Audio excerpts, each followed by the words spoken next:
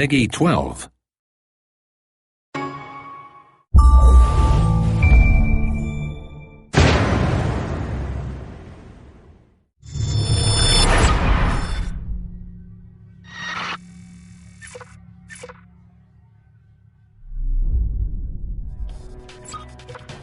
Hello, I'm Julian Gollop. Welcome to the Ghost Recon Shadow Wars gameplay video 1. I'm going to take you through one of the missions later in the game. We've got two ghosts in this mission. First one is Banshee. She's a Recon class. And we've got Duke, who's a Commando class. Our objective is to get to this door from the end of the corridor here and open it.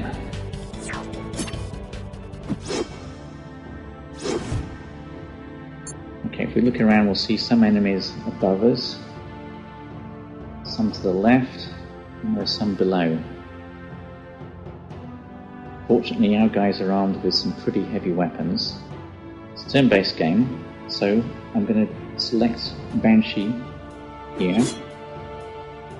I'm going to move her up to attack some enemies on the left. The green squares indicate all the positions that I can actually shoot from, so I'm going to move to this position. Select attack. For a choice of two targets, this one or this one.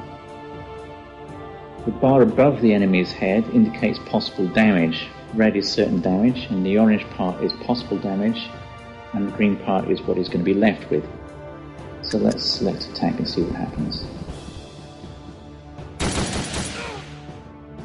Okay, he's taken 12 hit points damage, he's half dead. Banshee has finished moving, so I'm going to move over and select Duke. Again, the green squares show where I can attack from. I'm going to bring Duke up near to Banshee. Select attack. Now, if I select this target, there's a possibility that I'm going to kill him.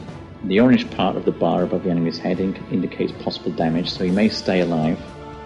This guy I don't stand a chance of killing. The red lines indicate possible return fire. I'll show you what that means in a bit. Let's just go ahead and attack with Duke.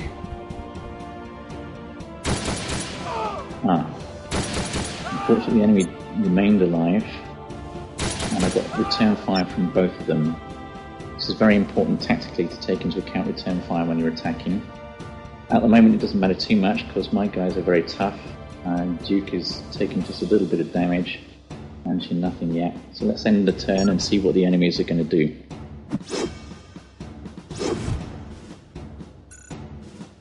Okay, it looks like they've noticed us.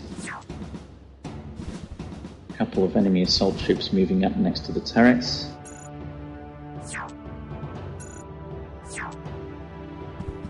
Another assault moving in close to reveal Banshee.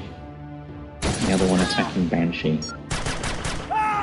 Normally Banshee cannot be attacked directly because of her camouflage, but if an enemy moves next to her, she becomes revealed.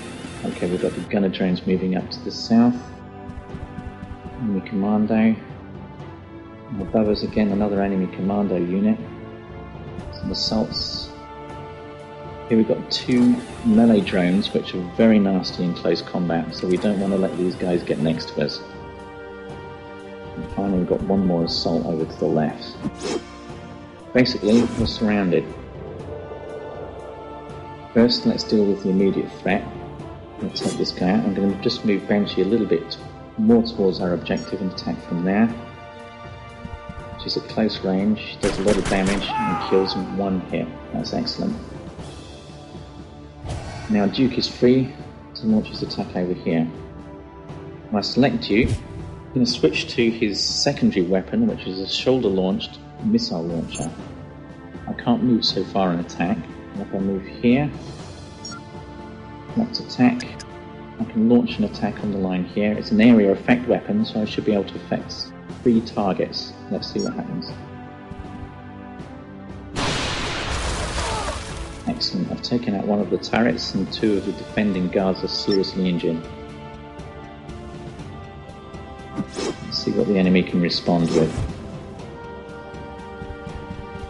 Assault's moving up closer, but they're not in range to attack yet.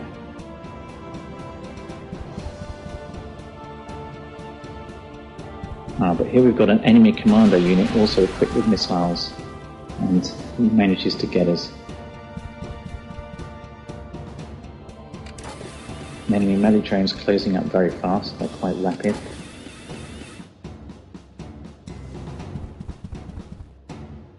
So now I've got to be careful. I'll stick with the main objective. I'll get Banshee probably to attack the guys over on the left. So let's select Banshee. Banshee is equipped also with a secondary weapon. I'll switch to it now. This is an EMP grenade. It's very effective against enemy drones and turrets. It will also do a reasonable amount of damage to enemy soldiers. So again, if I launch in the middle here, back from this position and see what I can do. Should be able to take most of them out. Yes, excellent, all three are gone. Now this leaves Duke to choose where to attack next.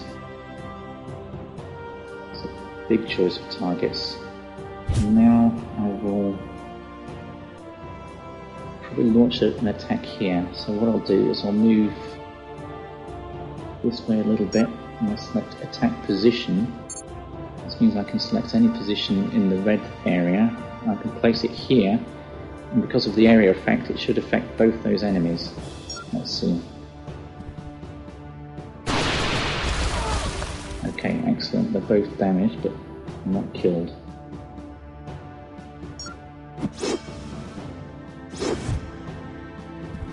Finally, an enemy assault's got up onto the main passage. We'll exchange a fire there. Gunner drone, which is quite nasty, is approaching rapidly. Another enemy commando with a missile launcher. Meanwhile, the enemy commando is still launching missiles at us. Duke is under really heavy attack here. We don't want these melee drones to get next to us, so somehow we're going to have to deal with them.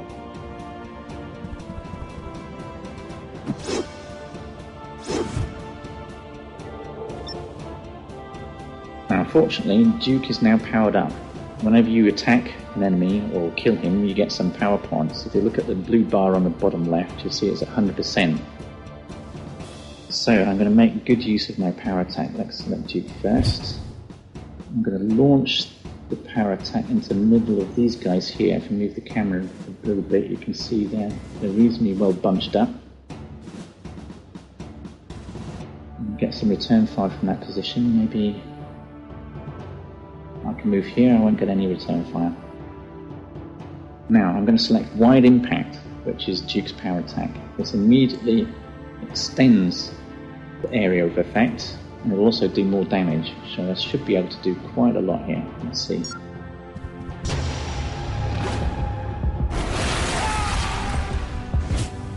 I've taken out 4 enemy targets in one hit, which is absolutely excellent. Okay, Banshee is now clear to get to the door, so let's get up towards the door here and let's see what happens.